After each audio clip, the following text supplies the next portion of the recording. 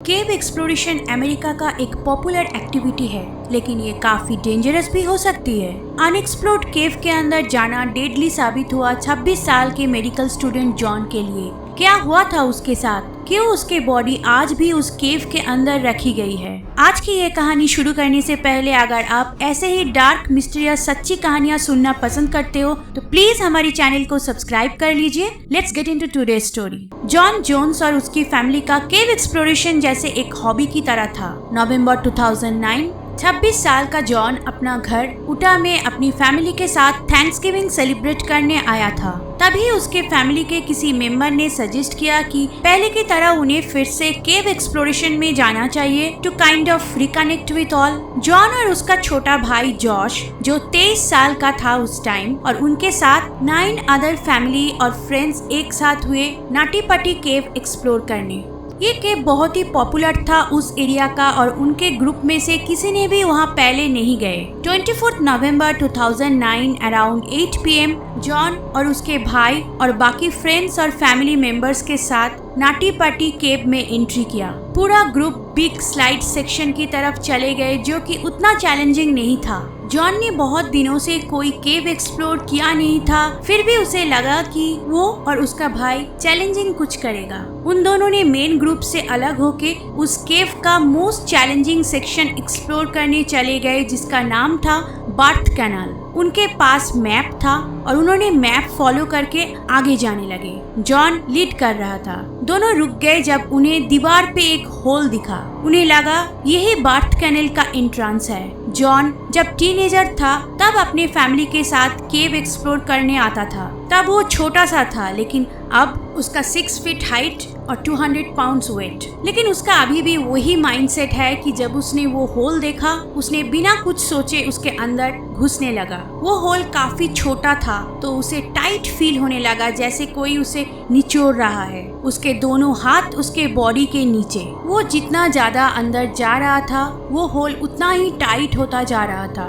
John convince था कि यही बर्थ कैनाल है। कुछ गिने चुने बहादुर लोग ही उस डिस्कम्फर्ट से आगे जा सकते हैं। जॉन को लग रहा था ये एरिया क्रॉस करने के बाद ही उसे खुली जगह मिलेगी, क्योंकि उसे लगा यही बर्थ कैनाल है। वो अपने आप को उस टनल के अंदर धकेलता ही गया। सामने थोड़ी सी ही टनल बाकी थी जो नीचे बेंड हो गया है। जॉन को लगा वहाँ नीचे ही उसे वो ओपन प्लेस मिलेगी, लेकिन आगे वो टनल एक पत्थर के कारण और भी ज्यादा नैरो हो गया था। उस पत्थर को पास करने के लिए उसने अपना पूरी सांस छोड़ दी ताकि उसका लंग्स खाली हो जाए। उसने अपना रिब केज को और थोड़ा सा कंप्रेस करके आगे निकल गया। अब वो पत्थर क्रॉस करने के बाद उसने जब सांस लिया, उसका रिब केज एक्सपैंड कर गए। वो जैसे वहीं पे लॉक हो गया और बिल्कुल भी हिल नहीं पा रहा था। लेकिन इससे भी भयानक बात थी कि जब वो टनल के नीचे की तरफ जाने लगा था, तब उसे आगे का रास्ता क्लियरली दिख रहा था। वो एक डेड एंड था, वहाँ कुछ भी नहीं था। वो असल में बर्थ कैनाल का एंट्री था ही नहीं, कोई अनमार्क्ड टनल था और उसके अंदर अब वो फंस चुका था। ये बात उसे समझ में आ गया था। सिचुएशन और भी डेंजरस था क्योंकि John almost upside down position में फंसा हुआ था। उसने अपनी भाई को बुलाया। जॉश उस टनल के अंदर जाने लगा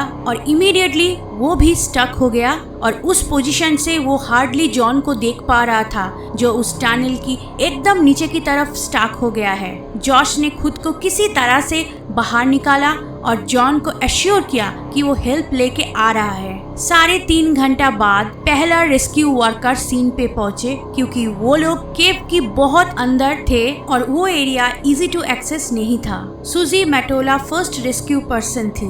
उसने जॉन को पूछी कि क्या वो ठीक है। जॉन का जवाब जैसे बहुत दूर से आया। उसने कहा, hi Suzy, thanks for coming, but I really want to get out. Suzy ने उसे एश्योर किया कि वो जल्दी ही उसे वहाँ से निकाल लेगी। Everything will be fine.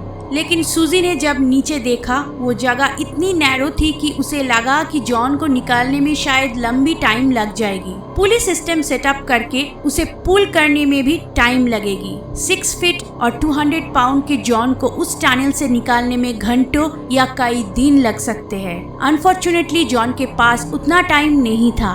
क्योंकि ह्यूमन बॉडी को ऐसे डिजाइन किया गया है कि वो सीधी रहनी चाहिए विद ग्रेविटी, ताकि हार्ट से ब्लड पंप होके पूरी बॉडी में पहुंच पाए। लेकिन जब इंसान अपसाइड डाउन पोजीशन में होते हैं तब ब्लड ब्रेन में चली जाती है और हार्ट के लिए पंप करके पूरी बॉडी में सप्लाई करना मुश्किल हो जाता है। धीरे धीरे इंसान की मौत हो जाएगी। फिजिशियन ने सूजी को इन्फॉर्म किया कि जॉन के पास सिर्फ 8 या 10 घंटा ही बचा है। रेस्क्यूअर्स ने सारे ऑप्शंस ट्राई किए। उसके पैर में रस्सी बांध के खींचने की कोशिश की, वो मेथड काम नहीं किया।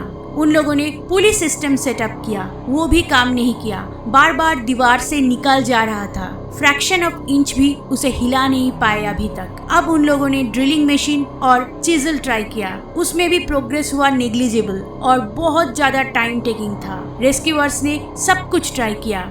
धीरे धीरे जॉन की ब्रीदिंग स्लो होने लगी। उसके लंग्स में फ्लूइड बिल्डअप होना शुरू हो गया था। कुछ ही घंटे थे उसके पास। फाइनली पुलिस सिस्टम की मदद से वो लोग जॉन को कुछ इंचेस निकाल पाए। उन लोगों ने एक तरीका निकाल के उस पुलिस सिस्टम को दीवार पे फिक्स किया था, लेकिन उसमें भी बड़ा प्रॉब्लम था कि वो टनल ऐसे बेंड हुआ है। जॉन को निकालते टाइम उसके पैर को राइट डायरेक्शन में बेंड करना होगा और उसकी पैर उस डायरेक्शन में बेंड नहीं होगी तो उसके पैर को तोड़ना होगा। जॉन ऑलरेडी अनरिस्पॉन्सिव हो चुका था और इस समय अगर उसकी पैर को तोड़ा जाए तो वो शॉक में चला जाएगा और इमीडिएटली ही वुड डाई। सबने गिव अप कर दिया। जॉन को निकालना इम्पॉसिबल था। He is going to die here. 27 घंटे बाद जॉन को डेड डिक्लेयर कर दिया गया। उसके डेड बॉडी को भी नहीं निकाल पाए। 26 साल की जॉन एक मेडिकल स्टूडेंट था। उसका 1 साल की बेटी थी और उसकी वाइफ सेकेंड टाइम प्रेग्नेंट थी इस इंसिडेंट के टाइम। जॉन के मौत के बाद नटी पटी केव सील किया गया। जॉन के बॉडी आज भी उस केव के अंदर है। ये है जॉन की वो फोटो उस टनल में जाने से ठीक पहले।